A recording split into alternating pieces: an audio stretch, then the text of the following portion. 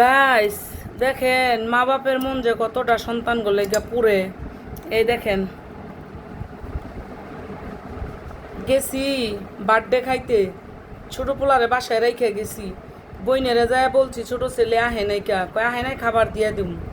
চিন্তা করলাম আমি খামো, আমার পোলায় খাইব না কোন। তারপরে বইনে আবার কি করছে, কতগুলি দিয়া দিছে, গরুর দিয়া তিহারি পাকাইছে। এই দেখেন, আর কথা নি জর্দা দিয়া দিছে। তারপরে বইনে দেখেন এইটাও দিয়া দিছে, কয় নিয়া যাও, ছেলেরে নিয়া দিও। তা আসলে আমরা মা বাপরা মনে হয় এরকমই, কোনো সন্তান জন্য কতটা কষ্ট লাগে, কিন্তু সন্তানরা যদি একটু বুঝতো তাহলে কিন্তু আমাদের জীবনটা ধন্য হইতো। জানেন কি আর বলুম, কষ্টের কথা। যেখানেই যাই না কেন, খাই আর না খাই, দুইটা পোলার লেগে নিয়ে আহি আমি, জানেন। তো যাই হোক, আপনাদের সাথে দুঃখটা প্রকাশ করলাম, ভালো লাগলো। তো এই তো এখন আইসা পড়লাম, সাজুগুজু নষ্ট হয়ে গেল, আসতে দিব না, আর নাচ গান করব।